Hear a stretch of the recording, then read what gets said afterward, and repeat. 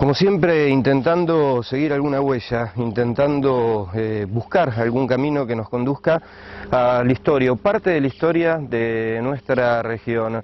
Para el programa de hoy les vamos a proponer un sitio, un lugar que fue símbolo de progreso a principios del siglo pasado, en la década de 1910.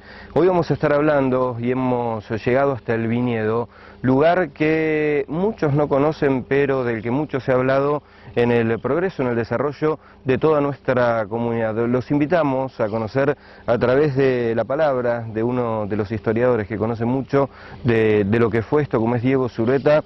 Decía conocer o tratar de descubrir lo que pasaba aquí hace más de 100 años.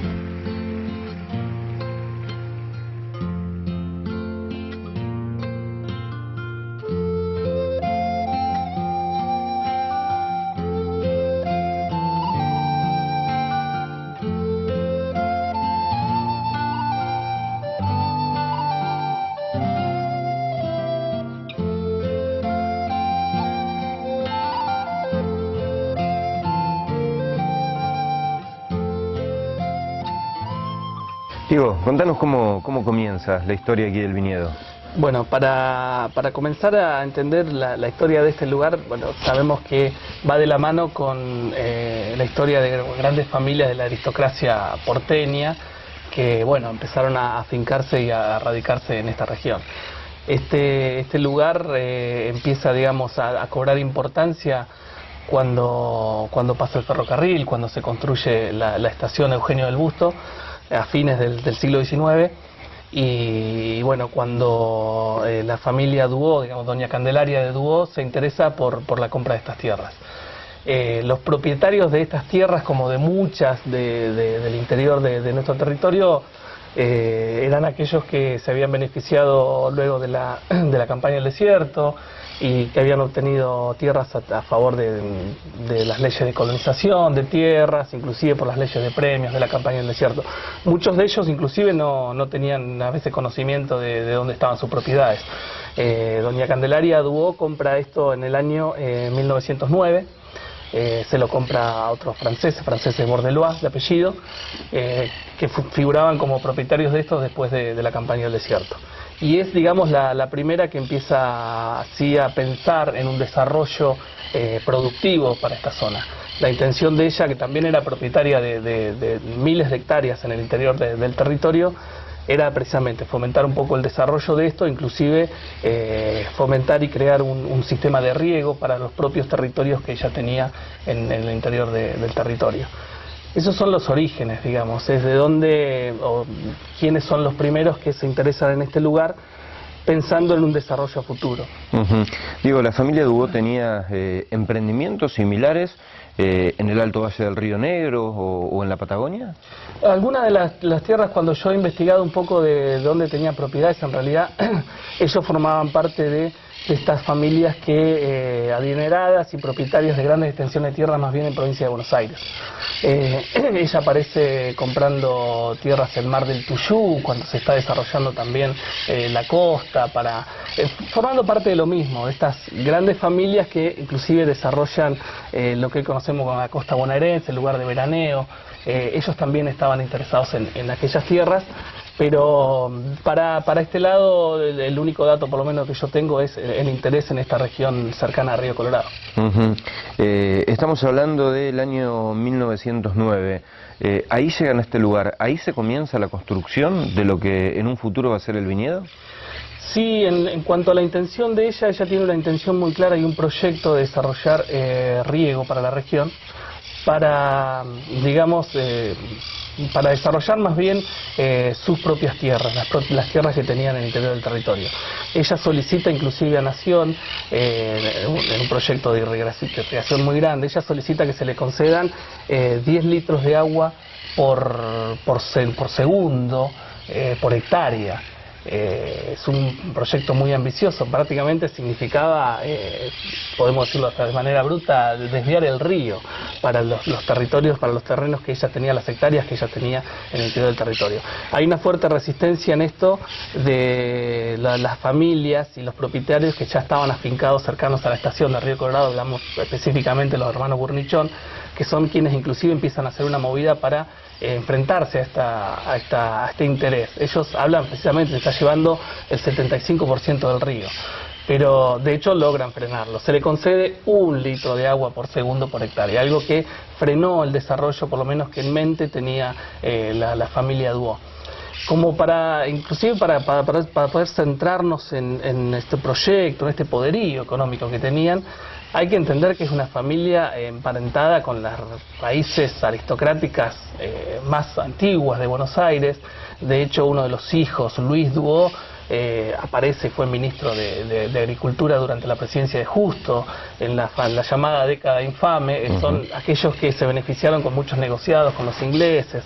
Es decir, el poderío que ellos tenían era muy importante. Les permitía tener contactos para planificar, por ejemplo, esta obra de riego, que no se llevó a cabo, que tuvo esta fuerte oposición de Burnichón, que también estaba desarrollando riego en la zona de Río Colorado, y que a la larga también le van a cobrar. Es decir, cuando se desarrollan después los canales de riego, los primeros canales de riego de la colonia, hoy colonia Juliá de Charret, los Duo se oponen a que el riego pase por estas tierras, generando lo que después se conoce. Es decir, el primer sistema de riego fue defectuoso al no tener la pendiente necesaria, hasta que no se corrigió con la construcción del Salto Andersen. El riego en Río Colorado, en la colonia Juliá de Charret, fue defectuoso precisamente porque los Duo no permitieron que cruzara el canal por sus tierras. La Boca Toma tuvo que construirse inmediatamente terminadas las tierras de los Duo. Esta puja de intereses hizo que se retrasara un poco más el desarrollo en Río Colorado, porque anteriormente también ellos habían visto retrasado su propio desarrollo. Pero más allá de no haber logrado, digamos, en el inicio ese plan que ella tenía, sí empezaron de todas maneras lentamente a hacer un buen desarrollo de riego y de estas tierras en producción, porque bueno, quedan bajo la dirección de un enólogo francés, Salles, que llega, extraído por ellos, y que es el que tiene una visión a futuro muy importante de toda esta región, y son, digamos, los primeros que instalan en toda nuestra región las cepas, las viñas francesas muy importantes que fueron para toda la provincia. Diego, ¿esto nace con el nombre del viñedo o se apropia la gente de este nombre aquí, la gente que vivía entre lo que era el pueblo y lo que era esto? No, el nombre surge, es una apropiación de la gente. En realidad, el establecimiento del nombre oficial que tuvo, el establecimiento es Lutecia. Esto ya más bien con los Anchorena, que son los que compran las tierras después. El viñedo es conocido como el viñedo desde sus orígenes, porque precisamente eso fue el fuerte en sus orígenes, y sobre todo con la familia Duo y con estos emprendimientos de Salles. Pura y exclusivamente era un viñedo. Insisto, cuando se estudian los orígenes del desarrollo de la vitivinicultura en Río Negro, que fue muy importante en la década del 20, fue muy importante hasta la década del 30, los vinos de Duo eran considerados de los mejores, no solo en la provincia de Río Negro, sino también en el país. Fueron muy conocidos, muy famosos, porque había, digamos, un tratamiento y un trabajo muy especial con las cepas que se instalaron acá, tipo Moscatel, Pinot, que para la época, fines de la década del 10 y del 20, era algo muy importante, y por el tratamiento inclusive que se hizo. Acá en realidad se puede ver en la construcción del chalet, en la construcción de la bodega, realmente una inversión muy fuerte con toneles de cedro, llegó a tener capacidad para 2 millones de litros de vino. Eso habla de un desarrollo, digamos, a futuro muy importante, en un momento en que la vitivinicultura en Río Negro era importante, era una fuerte apuesta de la producción. En realidad, de ahí parte que esto era un viñedo, pero en realidad si hay un nombre oficial, son los establecimientos Lutecia. ¿Qué cantidad de hectáreas se conoce que se producían en aquel momento de viña? Exactamente, en producción de viña, sé que el establecimiento, cuando doña Candelaria compra estos, hablamos de 60.000 hectáreas. 6.000 hectáreas, perdón, no 60.000. De esos, ¿cuánto se puso en producción de vino? Aparentemente casi 1.500 hectáreas estaban puestas en producción de vino. Un número bastante importante, insisto, una capacidad de 2 millones de litros, habla de la capacidad que eso tenía. Ujú. Diego, ya vamos a llegar a Sancho Lorena, pero nos damos una vueltita por aquí, vamos a recorrer lo que en su momento era una de las producciones de vinos, una de las bodegas más importantes que tenía Río Negro. Bueno.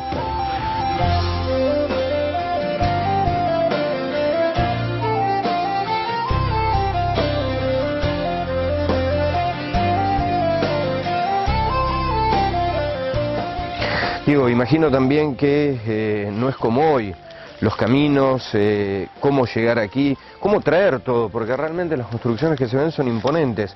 Para aquella época era muy difícil.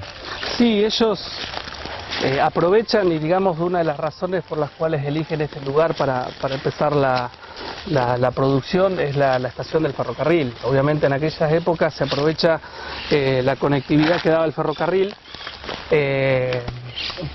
Y en el proyecto de ellos, y puede verse también, hay una manera imponente de construir. Hablamos de que esto se empieza a construir tanto el chalet como la bodega a fines de la década del 10, después de la gran crecida, y con material importado de Europa, es decir, se puede ver en el material que utilizaron adentro de la casa, desde mármol hasta escaleras de cedro, de roble. Lo mismo en la construcción de la bodega, o sea, esto demandó mucho tiempo y demandó, digamos, una inversión muy grande como para poder construirlo. Hay algunas imágenes de la época, digamos, cuando esto de la arboleda y demás no era nada, esto fue también plantado por ellos y la construcción, digamos, asombra porque ya de entrada ellos planificaron la bodega con estas dimensiones que nosotros vemos, es decir, la visión que ellos tenían era de producir y producir a lo grande, algo que tampoco era común para aquella época en esta región, venir y hacer, digamos, tener ese pensamiento de poner en producción. Hoy puede verse el chalet inclusive y no, digamos, uno cobra dimensión de pensarlo construido a fines de la década del 10. Es como pensarte en el chalet de Lorenzo Juliá, es lo mismo. O sea, esas construcciones hablan de un poco de una visión a futuro, de saber que van a quedarse, que van a instalarse y que van a producir de semejante manera. ¿La familia Dubó utilizaba esto para vivir o venía esporádicamente a ver cómo iba su producción, su emprendimiento aquí en nuestra zona? No, ellos en realidad la construcción del chalet a pedido de los hijos de doña Candelaria, ellos lo utilizaban en realidad como residencia esporádica, es decir, más bien residencia hasta de verano.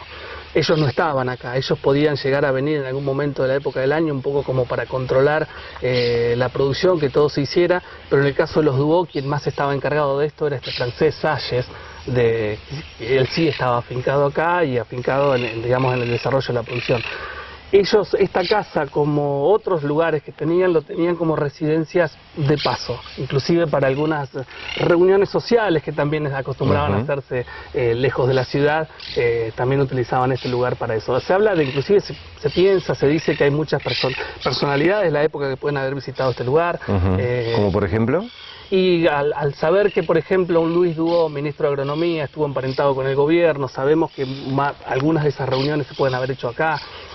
Hablamos de una época, insisto, donde estaban en muy buena relación con los capitales ingleses y con inversiones algunas fraudulentas que hicieron en la Argentina. Uno puede imaginar hasta, bueno, algunas reuniones que se hacía. Este lugar era ideal por la lejanía y porque en realidad era una construcción absolutamente cómoda para familias adineradas. Bien, 50, 70 metros de la bodega. Bodega que, como decía, llegó a producir 2 millones de litros aquí en Río Colorado. Sí, la capacidad que tiene esta bodega es de 2 millones de litros. Inclusive cuando comienza la producción de viñas en lo que hoy es Colonia Juliá de Charren, mucha de la uva que allá se producía se traía a procesar a la bodega al viñedo, hasta que finalmente se puede construir la bodega en la colonia, que tiene que ver, bueno, con el surgimiento de la cooperativa, el surgimiento de las bodegas de Juliá y demás. Muchas de la uva de allá se procesaba en la bodega del viñedo. Hay historias inclusive del traslado de la uva y de cómo necesariamente tuvieron que aprovechar la capacidad que tenía esta bodega, que seguramente en algunos años con la producción que tenía localmente no la abarcaba del todo y por eso permitía que la uva de la colonia se procesara acá. Diego, nos situamos a principios de 1910, 12, 15. ¿Qué relación había a partir de lo que decías entre los Burnichón, los que eran los dueños de aquel lado, con esta gente que estaba aquí en esta zona? No, relación poca porque en realidad, como digo, muchos ellos no estaban afincados acá. Ha sobrevivido alguna de las correspondencias que mantuvieron Burnichón con la familia Duó, y mucho, digamos, el contacto estuvieron cuando precisamente, digamos, en realidad fue bastante tensa cuando existe este proyecto de esta obra de riego que se pensaba hacer, cuando los Burnichón se oponen. Y después, cuando empiezan ellos allá a desarrollar el proyecto de riego, lo que va a ser la futura colonia Juliá Echarren, interesan a la familia Duó para que precisamente también aporte, apoye, colabore. Se conocen algunas de esas cartas de un tono, digamos, cordial, pero también de un modo cordial hay una respuesta, digamos, negándose a este desarrollo. Si bien políticamente o socialmente en algunos momentos obviamente tuvieron que estar en contacto, porque tampoco hablamos de un río Colorado ni muy poblado ni muy grande. ¿Qué cantidad de habitantes había de aquel lado en aquella época? No, estamos hablando de década del 10, podemos llegar a pensar en unos 1000 habitantes. Era muy chico. Tenés mucho todavía de zona rural. En realidad toda la gran parte de la población estaba dispersada en zonas rurales. Todo esto estaba en desarrollo. También está surgiendo Pichimahuida, también está surgiendo Juan de Garay. Todo al ritmo del ferrocarril van surgiendo los distintos pueblos, pero básicamente todavía sigue siendo un entorno rural.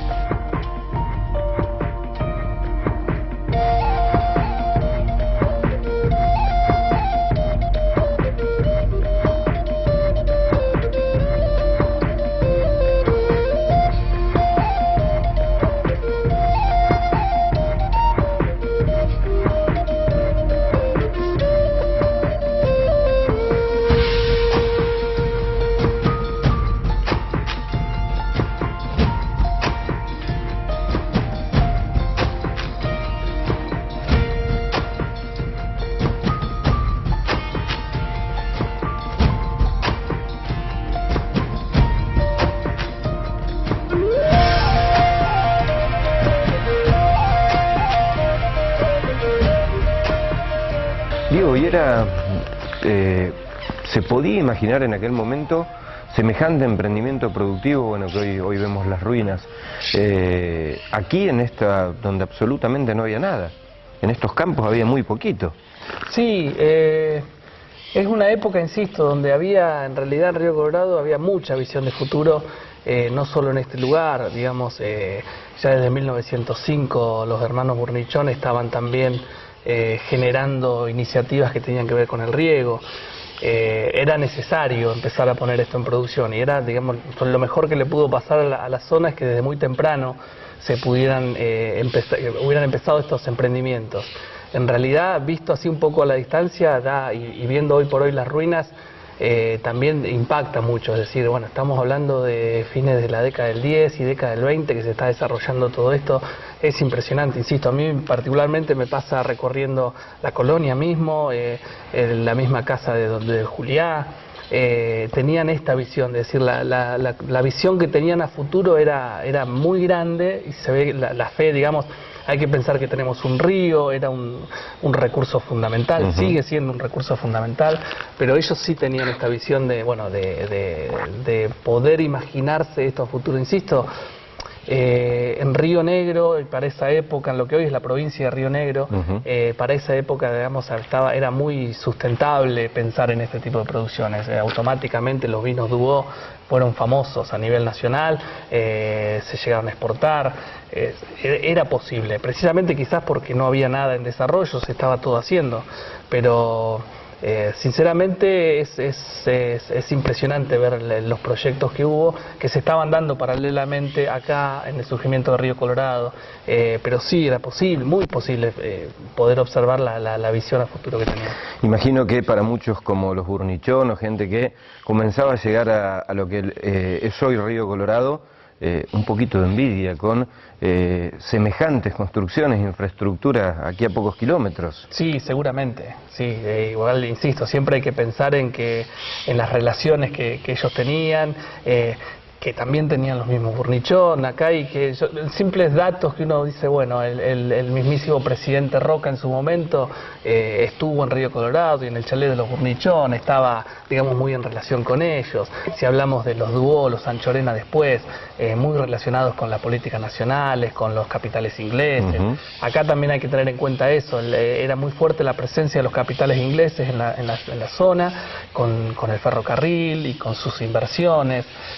Era una zona a explotar, y esto se pudo hacer rápido, muy rápido en el tiempo, precisamente por ese poderío también económico que tenía. Me decías, después de la inundación del 10 comienza la construcción que no lleva más de 3 o 4 años, claro, de todo esto. De todo esto, porque si pensamos que la creciente fue en el 15 y esto está finalizado para la década, para el 1920, sabemos que esto fue levantado en 3-4 años no más, y habla precisamente de eso, de una posibilidad de inversión muy fuerte que ellos tenían para desarrollar esto.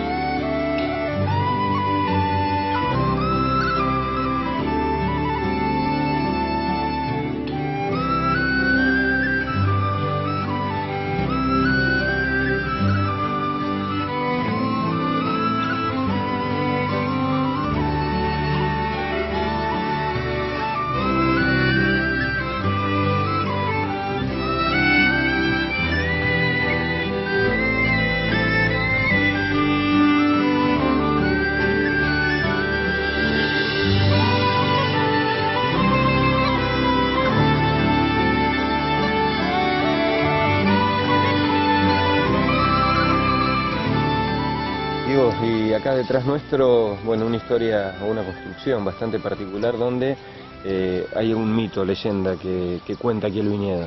Sí, una de las historias que más se conocen, que se cuentan, bueno, es que acá el viñedo también tiene su fantasma, es decir, todas las grandes estancias, estos lugares así tienen también su propia historia siempre de fantasma.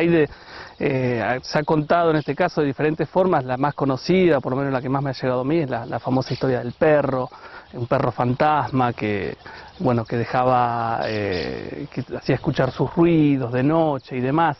Y bueno, precisamente se identifica una de estas construcciones como el lugar donde se escuchaba ese perro, que tiene más que ver con un poco como con la idiosincrasia de estos lugares, es decir, son mitos que se forman muchas veces adrede, como para una forma más de control de la sociedad que vivía acá.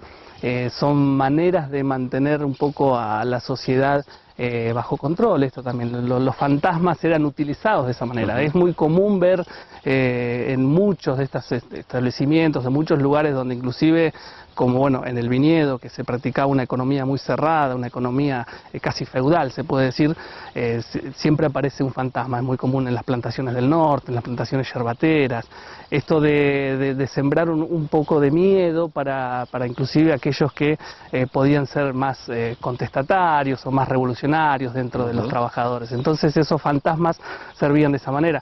En muchos lugares inclusive han desaparecido muchos obreros y estaba la explicación del fantasma. Tampoco quiero decir que acá haya desaparecido gente, me refiero a que es una forma muy común de estos establecimientos de control social. Acá sobre todo el fantasma del viñedo está asociado a la última parte, de la historia, cuando esto inclusive empiezan a desmantelarse, cuando se empiezan a llevar muchas cosas. Entonces como que el fantasma preservaba que nadie se acercara o nadie pudiera querer averiguar qué es lo que estaba pasando. Tiene que ver con eso, pero bueno, mucha gente lo recuerda y mucha gente lo ha visto, lo ha escuchado. Es decir, una vez que un mito se instala, el mito se hace realidad. Se ha visto, lo han visto de diferentes maneras, insisto, pero la más común es la del perro.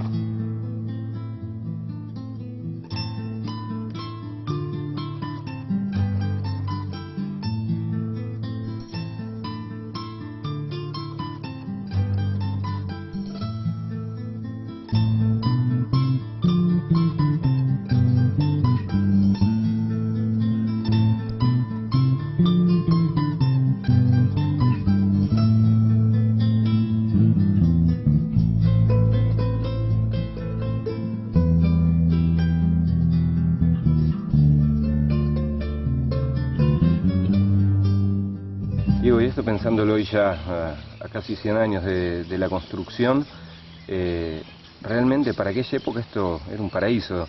El chalet, donde se encuentra ubicado, las vueltas que da el río y la forma que tiene el río aquí en este lugar, realmente es un sitio precioso. Sí, sí, como decís, por la ubicación, por el paisaje alrededor, uno puede imaginarse esto en su esplendor, un lugar en crecimiento, pero además, bueno, con la vida que tenía aquellos años. Realmente impacta mucho la magnitud que tiene para la época en que se construyó, pero sobre todo el lugar elegido. La verdad que el lugar es paradisíaco, es imponente.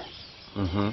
La casa, el chalet en aquel momento, realmente también impresionante, la forma de construcción, y un lugar para venir a pasar una semana, un mes en aquella época en el año. Sí, la construcción es bien estilo francés, así se diseñó.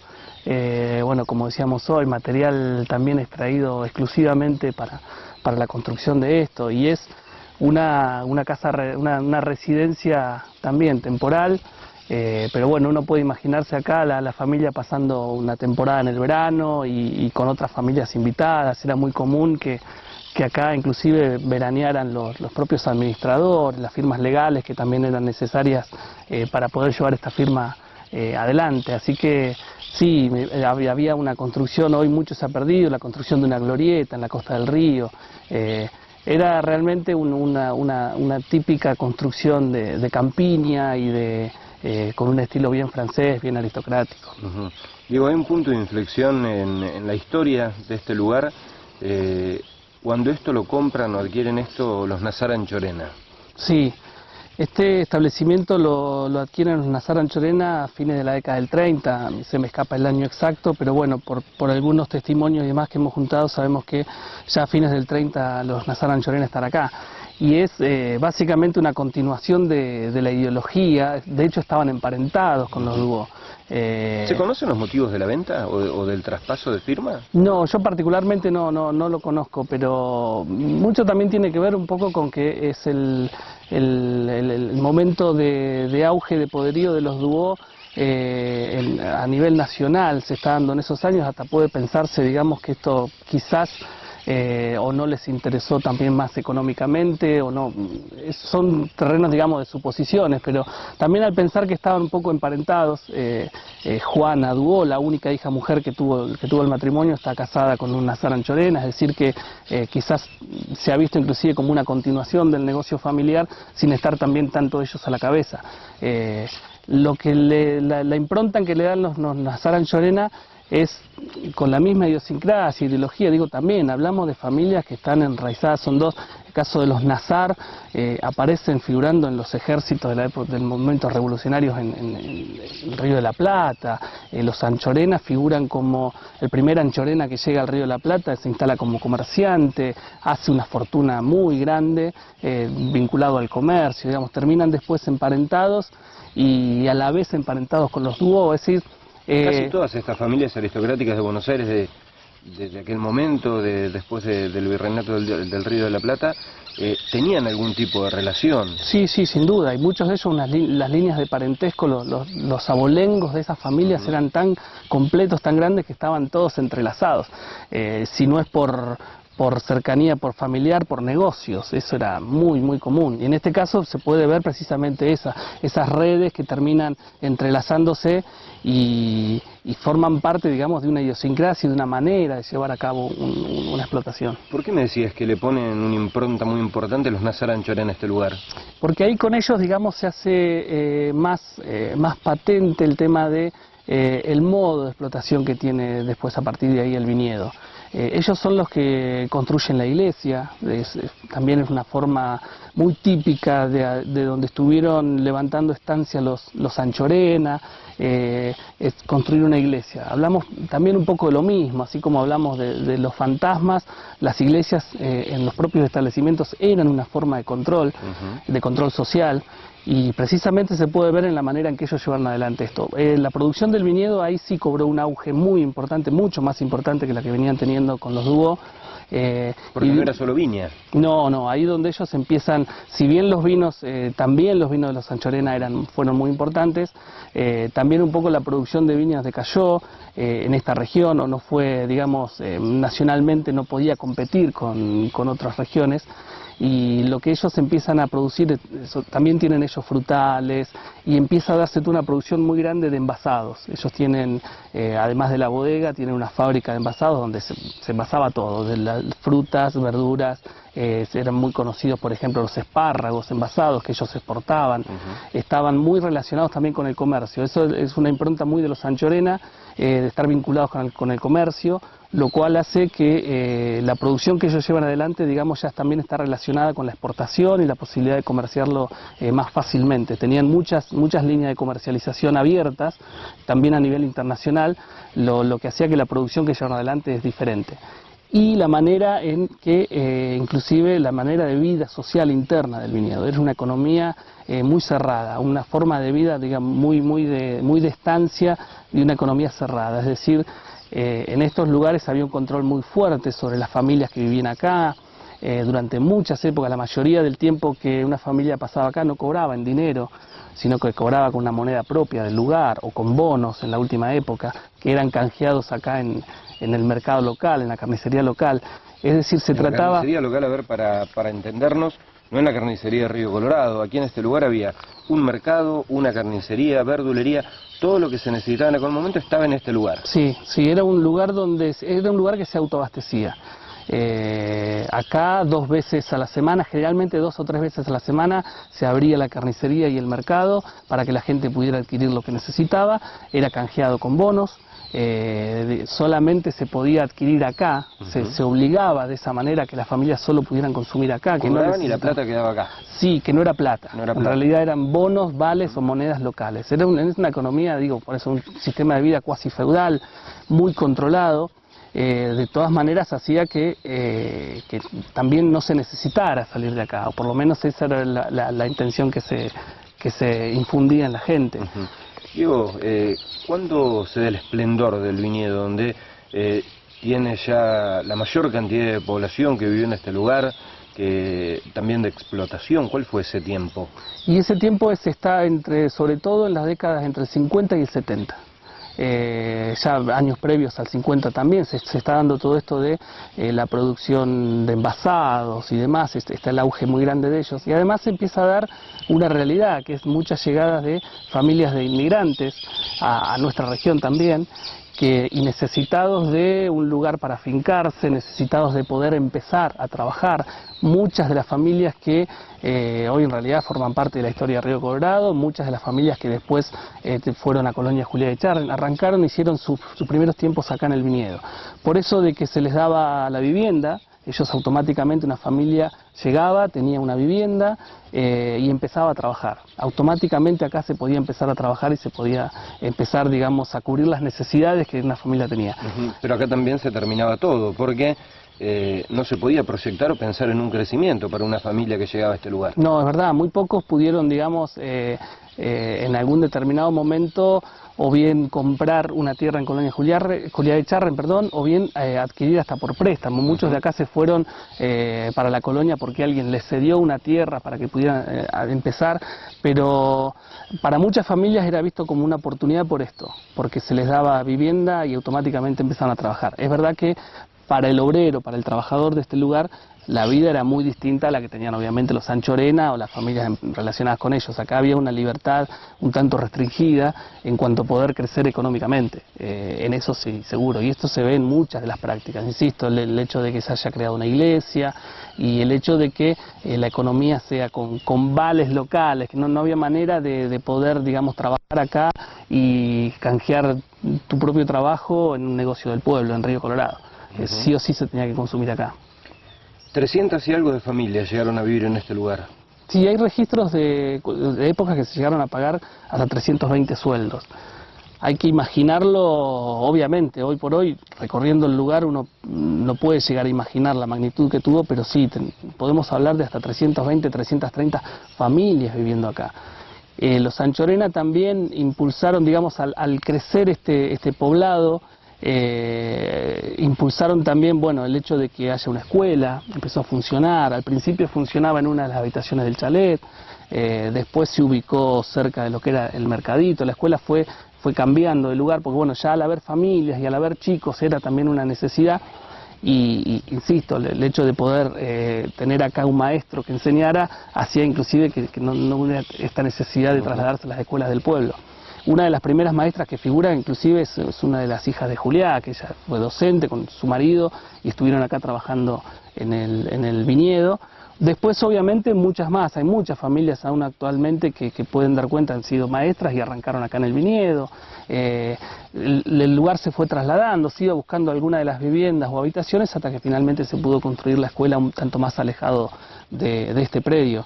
Pero, bueno, digo, el mercado, la escuela, la atención médica, nos han contado, digamos, que también una vez por semana o 2 veces por semana venía alguien como para controlar la salud de la población.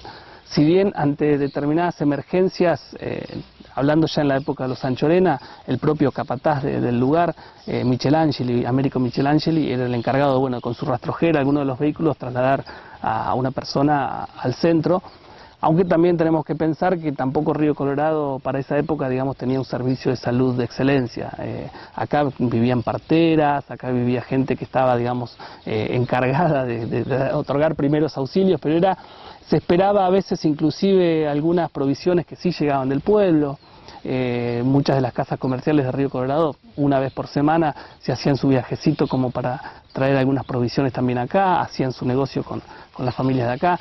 Pero esto era una economía típica, cerrada, de estancia, y permitido un poco por la lejanía que hay al centro, a Río Colorado. Hoy es más fácil llegar acá en un vehículo, pero para aquella época era mucho más difícil. Todo eso se vio favorecido por la forma de vida también que los propios Anchorena instalaron acá.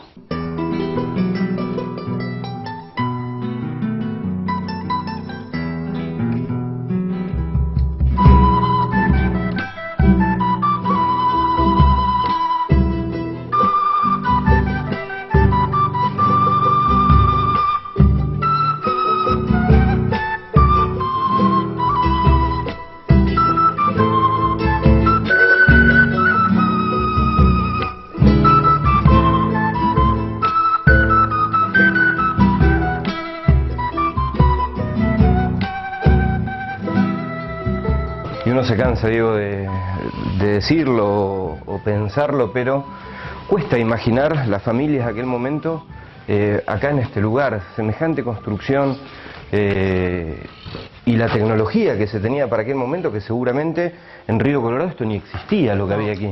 No, sí, es muy raro poder imaginar este tipo de construcciones y de servicios para aquella época, además de que, bueno, contaba obviamente con su personal doméstico propio, que sí tenían acceso a la casa, porque también era muy común, digamos, que también cuando ellos visitaban o vivían o venían a vivir, pasar sus días en este lugar, no era mucho el contacto tampoco que tenían con la gente que trabajaba. Esto era una residencia también muy cerrada en sí misma, pero bueno, con todos los servicios y todas las comodidades que uno no imagina para aquella época. Es muy difícil pensarlo inclusive hoy, de poder levantar semejante propiedad con tantos servicios en un entorno rural.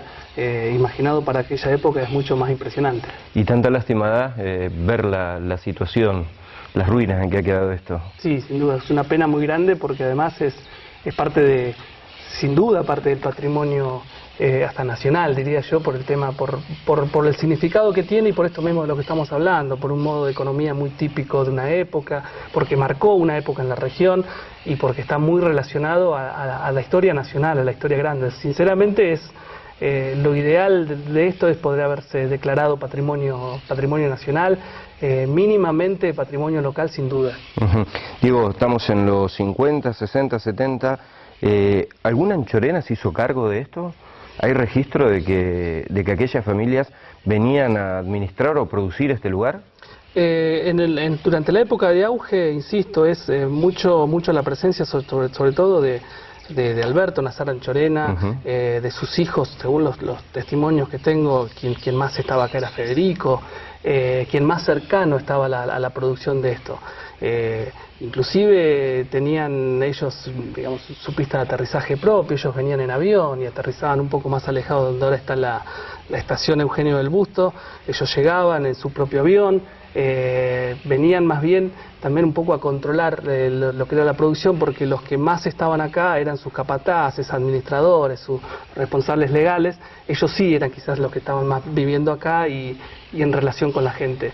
Pero en realidad después, sobre todo con la muerte de Alberto Nazar Anchorena, ya en la década del 70, es cuando esto empieza a decaer.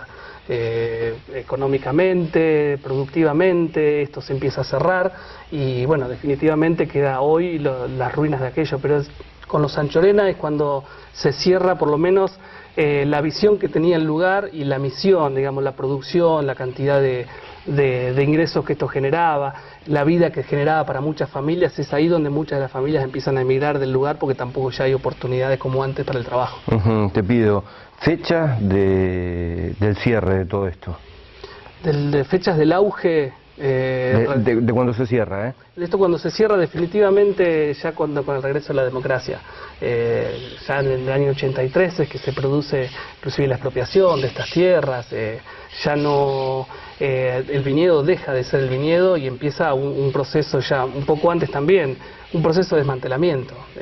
Literalmente acá se empezaron a llevar todo porque bueno, había una fuerte intención por parte del gobierno provincial de expropiar estas tierras, hasta por una cuestión ideológica.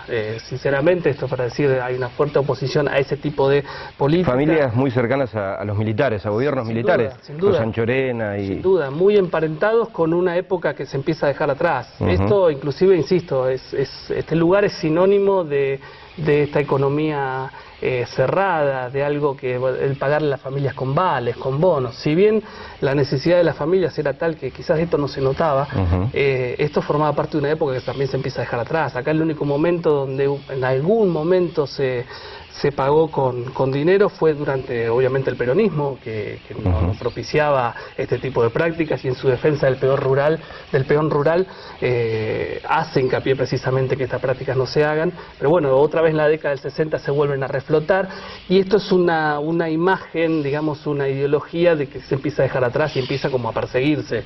El hecho de que, bueno, estas familias emparentadas con aquella historia y con las dictaduras y demás, se las empieza a cuestionar o a perseguir, porque de hecho también se sabe, o por lo menos es un secreto a voces, que acá de alguna u otra manera había sin duda negociados oscuros. Entonces es cuando se los empieza por lo menos a cuestionar, y esto se cierra y se empieza a desmantelar, y es donde, digamos, el lugar este decae en lo que era su esplendor.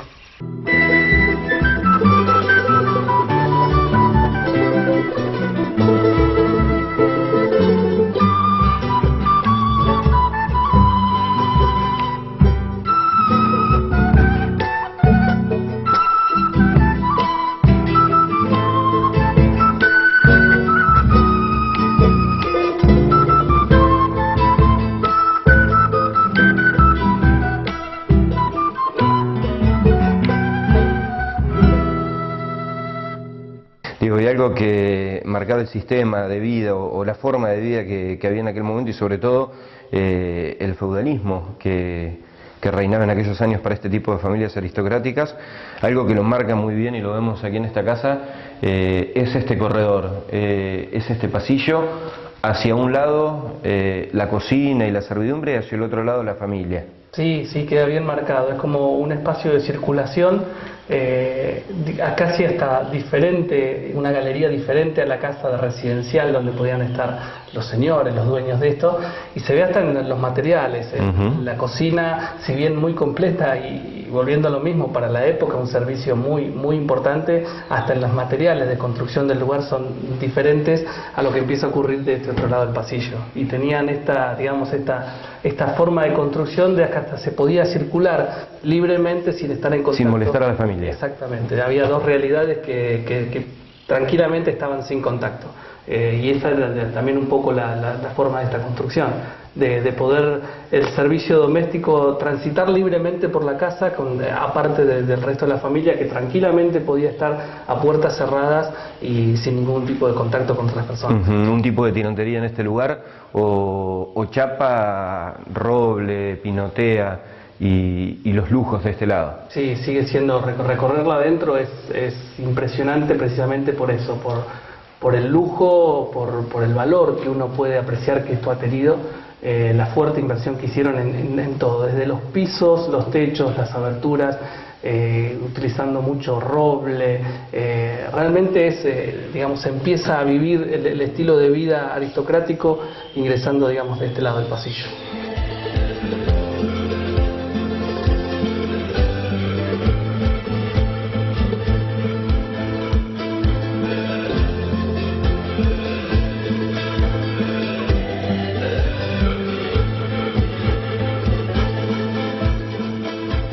Diego, decíamos, el retorno a la democracia marca el fin de todo esto. Sí, cuando, digamos, en la provincia, bueno, en realidad cuando retorna la democracia a la Argentina y sobre todo en la provincia empiezan a revisarse algunas de las cuestiones, sobre todo de las tierras puestas en producción. Bueno, el viñedo es uno de los lugares apuntados como para inclusive revisar toda una cuestión económica y de producción, un sistema que estaba en vigencia acá, digamos que no era coherente con lo que se intentaba implementar. De ahí es que, bueno, empieza la expropiación del lugar y empieza todo el retroceso, el desmantelamiento total de esto. Si bien durante un tiempo algunas familias continuaron viviendo acá, muchos de ellos dan testimonio de haber estado presentes cuando todo el esplendor en realidad se viene abajo, se llevan maquinarias, hasta de una manera, digamos, impropia, mucho hecho de noche, muchas cuestiones que precisamente marcan esta intención de la familia de retirarse y de desmantelar o llevarse lo más posible. Se ponen en venta, es un lugar que tenía hasta cerradero, tenía la propia fabricación de madera, y también todo eso, las máquinas se desarman, se venden hasta por partes. Es una época, digamos, para aquel que vivió acá y que conoció el momento de mayor esplendor del lugar, es una época que la recuerdan con mucha tristeza, es decir, ver mucha historia familiar, verse caer a medida que se va cayendo también las instalaciones. Eso es, bueno, a partir de ahí el viñedo obviamente nunca volvió a ser lo que fue antes. Años 82-83. 83, a partir de ahí en adelante, bueno, empieza el desmantelamiento de esto y, bueno, cambio de manos, cambio de dueños, ¿sabes? Una cuestión que tiene, bueno, más que ver con los vaivenes jurídicos y políticos de la provincia, que están marcando en realidad la caída de este lugar. Diego, muchísimas gracias por hacernos conocer y hacerle conocer a la gente. Por ahí, algo que charlábamos cuando veníamos para este lugar, mucho se habla del viñedo, pero pocos en nuestra localidad conocen lo que fue, conocen que han estado acá o conocen la historia de lo que ha sido esto. Sí, en realidad todavía hay una cuenta pendiente muy grande. Y muchas de estas historias que quizás me animo a contar un poco yo son lo que me han contado, es lo que me han contado las familias que acá vinieron. Hay mucho todavía por rescatar, por conocer, hay mucho material en imágenes que va a servir para reflotar la historia del lugar, pero también es como uno de los lugares que está en la mente de todos los riocoloradenses. Se sabe del viñedo, hasta se sabe de cuánta distancia, dónde está, pero muchos aún hoy no han podido conocerlo, y realmente tomar en el lugar conciencia de la importancia que tuvo esto es muy importante. Gracias. Gracias a vos. Bien, así llegamos al final de un nuevo programa de Huellas, y como siempre lo que intentamos hacer a través de este espacio de televisión es contar no solo temas que tienen que ver con la actualidad, sino también parte de nuestro pasado, las huellas que en algún momento quedaron aquí en nuestra región y hoy me parece que vale la pena contarlas. Gracias.